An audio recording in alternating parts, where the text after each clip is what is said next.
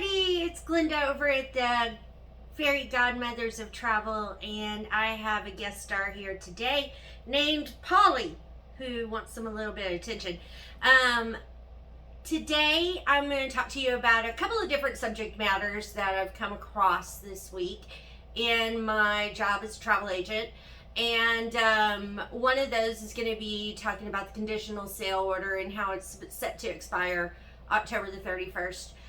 We're going to talk about Princess Cruise Lines and some of the interesting things they're doing. I got to go to an immersion this week with LaDonna Allen at Princess Cruise Lines, and then I misspoke last week when I said there were 5 hosts on Virgin Voyages. There's actually 6, and I'm going to talk to you about them and what they do. So thank you for giving us your time. We're going to end up changing the dates that we upload these videos, but right now I'm flying by the seat of my pants. I have some other people who are going to be joining us, and we're working out and hammering out a schedule where everybody can get together and work these, or if we're going to end up piecing them together. But this is right now just a lump of clay. It's an experiment. And we're just here to share the journey with you. This podcast is not going to be perfection to start. It's more a story of progression. And, you know, that's what life's about, in my opinion. And so, again, the backstory on the Fairy Godmothers of Travel is 3 years ago, I went to work for the world's largest cruise travel agency. Never traveled before, but now I've been on 3 cruises. I was in the industry for 1 year before COVID hit, and then it kind of turned the whole industry upside down, and I've been working through COVID and dealing with all of the shifts, the changes, the chaos, quite frankly, depending on which cruise line you're working with. Some of them are less chaotic than others. But needless to say, it wasn't the expectation when I chose to try something new and go into and become a travel agent. So with that being said, I want to go ahead and start talking about the big elephant in the room that is called the conditional sale order. And if you didn't know, the conditional sale order was set forth by the CDC in order to allow cruising to resume out of U.S. ports, and to help develop the protocols necessary to curtail the spread of COVID. Because on a cruise ship, let's face it, it's a very communal and social place, and things like the norovirus have been known to go insane. In my personal opinion, at this point, having gone on 2 cruises after COVID, with the protocols that they've put in place, it's safer to go on a cruise, in my opinion, at this time, rather than going to your local Walmart. There's, you know, when you're on a cruise, everybody's had a test to make sure that they don't have coronavirus. There's temperature checks, there's masking protocols while you're in the terminals. Depending on if you're in a vaccinated cruise or a non-vaccinated cruise, has a lot to do with what you're allowed to do with while you're on shore, and what you're allowed to do while you're on board the ship as far as masking and social distancing requirements. I've been on one 95% vaccination voyage, and I've been on one 100% vaccination voyage, and they did have different protocols. On the 95% vaccinated voyage that I went to with Carnival, anytime we were someplace where you were cruising with 95% or less or more vaccinated cruisers, you still had to wear your mask when you were in the elevators. You were still asked to mask, like if you were waiting to get into the dining halls.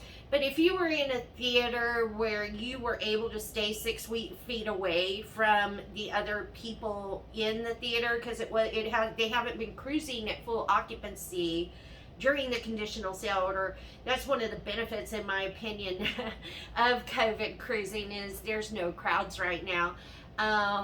But that whole order that puts together the requirements in order to be able to, the 48-hour testing before the cruise mandate, things of that. A lot of that is outlined as the conditional sale order. But the fact of the matter is at this point in time, that conditional sale order is set to expire October 31st.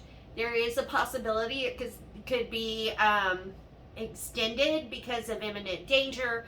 But that doesn't mean that we're going to immediately be able to just go back to cruising as normal, and the cruise lines won't be under the oversight of the CDC anymore, because at the end of the day, the ports of call that they're sailing into have something to say about the mandates and requirements as well. And a lot of the ports are starting to say that we'll take vaccinated people, but we're not going to take non-vaccinated cruises. The Bahamas has come out and said they're not going to allow non-vaccinated cruises, and there's some other ports of call that are coming in our way. There is a really good tool that is put out by CIBT Visas that you can go to on the internet, and it will talk to you about the country's entry requirements. You can go into the tool, and I'll find the link to that, and I will post it in the comments section of this video for you. But you can go in, you can say, I'm a U.S. passport holder traveling out of the U.S., and I'm traveling to Spain. And it will tell you what the requirements for entry are at that point, what the health protocols are for that country. And it's a really useful tool. So I am going to provide you with a link to look at that. But I want to make it clear, because I've been dealing with a lot of calls this week, that just because the conditional sale order is likely to expire on October 31st, a lot of these mandates, it doesn't mean that we're just going to be able to resume cruising like it was pre-COVID, because the ports of call have a lot to say, and not to mention the cruise lines don't need another documentary like the one about the Diamond Princess, and so if it's a tenuous environment at this time in the whole industry, and everybody's trying to wade through it. And I know I have a lot of clients who don't want to be vaccinated, but they want to get on a ship, and I'm with you. I want to get you on a ship too. But we also have to be respectful about the places that we're traveling to. And I don't know of any place at this time that if you are traveling on an unvaccinated cruise, where you're going to be able to just get off the shore and be able to explore freely. So when you are looking at that, I want y'all to keep that in mind. If you're looking for a cruise for unvaccinated, my employer, who I once again do not speak for, and I'm not going to call them out by name, but they do have a very useful tool to help you find cruises that are for vaccinated passengers, as well as a tool to help you find unvaccinated passengers. If you would like information on that tool, feel free to reach out to the Fairy Godmothers of Travel, either on our Facebook page at Fairy Godmothers of Travel, or we have a WhatsApp under Fairy Godmothers of Travel, and you can gladly send us a message, and we will send you the information for that tool to help you find COVID vaccine required cruises versus no vaccination required cruises to get you on your way. There are options, but right now there are still going to be restrictions even if the conditional sale order goes away. I will say that Carnival Cruise Lines, which encompasses Holland America, Princess Cruise Lines, and some other really popular cruise lines, including Carnival, they have come out and said that they're going to be extending their mandates and their protocols for a healthy sail through February of 2022 at this time. And then they'll know more in the future. They're doing this anticipation of whether or not the conditional sale order expires. Right now, for the Royal Caribbean brands, it's hard to say. We don't know. We're waiting on the expiration, and more announcements are to come. And I know that's not what everybody wants to hear, but that's the message that we have right now to give. But very, very soon, we'll have some more information on what's going on there. So speaking of Carnival brands, I did get to meet LaDonna Allen this week, and she came and did What's Immersion, and talked a little bit about some really exciting things that Princess is rolling out. All of their ships during COVID did get updated with their newest technology. It is called Medallion Class, and it was developed by the same gentleman who did the Magic Bands for Disney parks. And there were some continuations on the Magic Band experience that he wanted to bring out, and it wasn't for Disney, so he took it to Princess. And I'm really excited to try one of the Medallion Class cruises. I haven't done them yet, but I have sailed with Princess, and I tell you, I had a great time. On the Emerald Princess, it was my very first cruise out of Vancouver, and it ended in Los Angeles. And it made me fall in love with cruising. So Princess is travel agents' best friend right now. They're easy to work with, and their pricing structure has become so much clearer, because some of the cruise lines that you work with as a travel agent, they have like 20 million rate promotional codes, and then people call in and they refare, and things drop off of the bookings, which cause problems, and it gets very complicated. But Princess has just a few different rate codes that they work with now. They're making it simpler for travel agents so that we can actually get back to the business of booking instead of chasing refunds and refaring and all of that fun stuff. So their main two rates, they occasionally have something that's called a flash sale. That's like just a limited time sale where it's a non-refundable deposit, and there's special terms and conditions, and it's just a stripped down cruise fare to unload inventory very quickly. Those happen sometimes. They're not something that we have warning or updates on that they're coming. They just sometimes will show up. I mean, I'm sure that my employer's pricing team knows about them, but they're something that pop up periodically. But the two main programs right now, they have a Fall Frenzy sale. And the way that Princess's structure is working now is that you have two pricing options. You can get your booking without any perks, or you can get your booking with all of the perks. So are you all in, or are you all out? And it just makes life a lot easier, because with the Princess Plus, which is your all-in package, it's typically going to be about $40 per person per day, higher than what's called the Princess Savers fare, which is the normal fare that you would work under. That's just no perks. It's just your base cruise fare. Generally, I'm finding that it's like $40 a person a day more for the cruise fare to take on the Princess Plus. And that is going to give you a beverage package.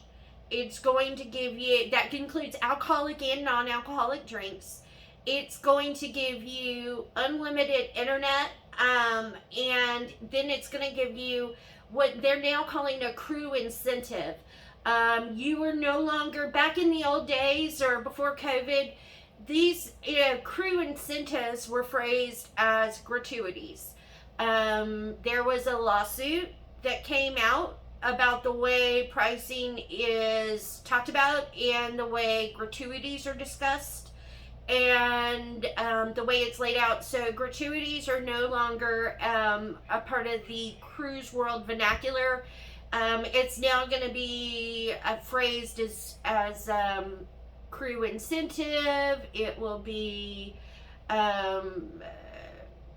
the different cruise lines are going to have it phrased in different ways to not say gratuities. But for Princess Cruise Lines, they're going to call it crew incentive. And so another interesting thing that I learned about Princess, where they're doing some things different than the rest of the pack, is with the medallion class, which is essentially, it's like a magic band. Your medallion acts as a GPS locator, so that you can help get directions anywhere you may go. It's enabled with Wayfinder, and you can go on to the app, and the sensor in the medallion is able to tell where you are. And working with the portals around the boat, like the touch screens that they have around the boat, or your phone and the app, it'll help you find wherever you need to go. It also has a great tool where if you're in a motorized scooter or wheelchair, need ADA routes, you can find those pretty easily. It'll allow you to set up all your dining, because no longer is Princess doing the traditional dining options of early and late. They are doing what's called Dine My Way. And you can set up different reservation times for whatever time you actually feel like going to eat. You can set up who you're going to dine with. You can set up if you want to eat with other people, if you want to eat quickly so that you can get on about your business, or if you like to take your time and do the 3-hour dinner. You can set yourself, and they'll end up, if you want to dine traditionally like with other couples and meet new people, they'll still seat you with other people, but they're going to seat you with people that are dining around the same time and have the same preference for the speed of your meals. So it's a really cool concept that I'm really excited to see executed. And of course with Princess, they have amazing shows done by Steven Schwartzheimer, who put together yours truly's favorite Broadway show, Wicked. So definitely go see them. They're very popular for their shows. Now on another track about what they're doing new, that I know that in the meeting I was in this week, it perked up some people's ears, is they're gonna be opening up live sports betting. And so now on your Princess Cruise, while you're out at the open sea and you're watching the football game on the big screen on the Lido deck, you can now do live sports betting from the Ocean Ready app through Princess. And so they're going live with live sports betting, which is always a lot of fun. Whenever you have a square or you have some money riding on it, it's always that much sweeter whenever there's victory, and it's always that much more disappointing when there's defeat. But it's a great opportunity to kind of bring the casino outside into the open air and have fun with it in a great atmosphere. They are also in that app that you can access from a tablet or whatnot. They're also going to have, for those that don't want to sit in a crowded, smoky casino, you can actually play some of the games from your tablet while you're on board, wherever you may be, for live gambling. So that's something that is my understanding of what they're opening up there. And it'll be really exciting to see it in executed. Their Wi-Fi is really, really good. I've been told that if you're going to a few different places, like especially the Northern Europe, there may occasionally be some blips, but Princess is very confident at this point that they are up to the challenge of taking on digital nomads. And I've come across a few of them in the past that have told me that they wanted it, and I've said, I can't guarantee you that you're going to be able to get everything you don't want to accomplish, because cruise ship bandwidth is spotty. But Princess feels at this point confident enough at the very least their Caribbean and Alaska sailings that digital nomads are welcome. You can work all day and party all night on board a Princess Cruise. I am doing this live. I don't know how to edit yet, and this is a lump of clay, so We're just going to keep on rolling here. And from Princess, I'm going to go back to the cruise I just had a couple of weeks ago on board Virgin Voyages. And boy, I tell you, I've been following all of the message boards and everything going on there. People either love it or they hate it. There seems to be a real disconnect between Virgin Voyages marketing team and what I experienced on board. Of course, I was there. I would say that a good 50% of the passengers on board the October 6th Mermaid Voyage were in the travel industry or were some kind of, social media person. There were a lot of those on board, writers. But there were, I'd say about 50% of the people were there because they had booked it as without any kind of educational purposes. They just wanted to experience Virgin. And so I was there as a travel agent. I was invited, but nobody has given me anything and all of my reviews on everything here are just my opinion of my understanding of what's going on. I don't speak for anybody else but myself, and there'll be people joining me in the future, and they're just going to be people that are speaking for themselves. But we swim and cruising all day long, and so we know more, and we have some wisdom that we can help to impart. Anytime I go on a trip, I always use social media to plan it out. Some of my favorite YouTubers out there are travel vloggers and travel podcasts. That's where I get a lot of my information. I've learned, I've grown, but on top of it, I have some of the best training in the world through my employer, who, once more, we're not going to say.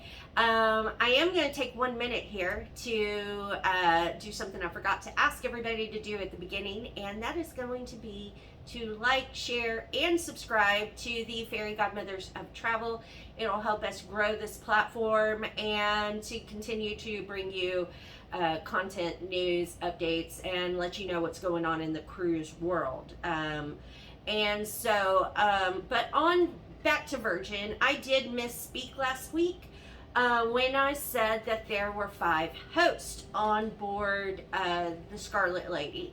Truth of the matter is there are actually 6. As I mentioned on the last podcast, I was only there on a 4-day cruise. And so I didn't get to experience anything. But I want to take a minute to hit on the Virgin Voyages Happenings cast, which are essentially your crew, directors. I've experienced something similar on my Carnival Breeze cruise with Cookie, and Cookie is a hoot. I love Cousin Cookie. But at Virgin Voyages, they recognize that not everybody's going to have the same energy. So they have 6 different hosts. So the 2 that I identified the most with were Abby, the hostess, and she's like this amazing singer. And I mean, this woman's voice is wow. And she's also beautiful inside and out. She's really sweet, and I've messaged her. She's really responsive. She's just amazing woman. And then we have my daddy, and his name is Steven, and he is known as the Gamer. So he runs your bingo. He has like a party that he does where he brings out all the board games. He does your trivia, things like that. And he is a personality. He's just a joy. You know those people you meet in your life where their energy is just infectious? That is Steven the Gamer. I haven't gotten to meet everybody, but I did get to see the doctor, who is the sex therapist from Never Sleep Alone, which is one of the shows on board. Her name is Ava, and she is one of the cruise directors, essentially. And then they have the Charmer, which is basically a magician, and his name is Andy. I wonder how Buzz and Woody are doing, Andy. And then we have the Balancer for health and well-being, and his name is Jordan. And I didn't meet him because honestly I think I walked into the gym once because I was lost. But you can see the gym as you're walking to the pool, and the gym is a happening place for those people. I would have probably spent more time around the restaurants, and honestly, it was my first time to a beach, so I spent more time in the port than I had intended to on a really short cruise. But I also want to say, in reading these cruise boards and people talking about the Scarlet Lady cruises that are going on, a lot of people, I heard one post that somebody put, and they were really disappointed because they felt like this was a adult fitness oriented cruise, and I think that is there for them, but you would need to go find Jordan, and Jordan would get you there, if that's the kind of thing you're looking for. But there's only so much working out a person can do a day. And so I would say that you would kind of, at Virgin Voyages, what you want to do is you want to kind of find the things that you connect with and introduce yourself to those people. The app is pretty, the app does show you where those people would be doing a show or those kind of things, but just introduce yourself to those people and they're happy to tell you what they're up to, and that might help with some of the problems that people are having. But I also want to remind people that the cruise lines and your enjoyment of your cruise, the cruise lines can do as much as they can do for you, but whenever you are going into something that you don't know what to expect and it's new, it's never a good idea to work up your expectations when you're going into something that you have no idea of what to expect. I will say that every cruise is different. The clientele that I book every day on cruises are different. There are some days where I will, because I book 3 to 5 cruises a day on average. And there are some days where I work with a family doing a Royal Caribbean cruise. And then the next call that I take is a couple that is doing their 50th anniversary and they do not want to be on a cruise ship with a bunch of kids. And then the next thing I know is I have a party coming from Margaritaville retirement community, and they all want to get together on a Carnival cruise and they want the lowest possible price. There's a cruise out there for everybody, and they're all different. And there's, just like going to Baskin Robbins, there are 31 flavors and there's going to be something for you. But we need to identify what you're looking for and what you want. So, if you are looking for a cruise, or if you've never cruised before, you're on the fence about it, please feel free to reach out to myself and my other fairy godmothers of travel. We have a Facebook page where you can shoot us a message, and we also have a WhatsApp under Fairy Godmothers of Travel. We also have a Fairy Godmothers of Travel at Gmail, where you can send us a message, and we'll be happy to help you find out and figure out what the best trip for you might be. There's a cruise line for every personality, and so I love them all personally, except for, we won't mention those anyway. I wouldn't put you on them. But I think that's pretty much gonna cut it today. I would love to hear from y'all about any questions, comments that you would love for the Fairy Godmothers to talk to you about. Again, you can like, share, subscribe. You can comment in the YouTube comments on this video, and we'll be monitoring that. You can send us a message at the Fairy Godmothers of Travel on WhatsApp, or you can email us at fairygodmothersoftravel@gmail.com, and we will do our best to point you in the right direction. You can discover who our employer is, because at that point we would be working through them. Anything that we do will be done through my employer. But we're here to help. And so thank you so much for your time today. And until next time, watch us on the Fairy Godmothers of Travel. Thanks so much.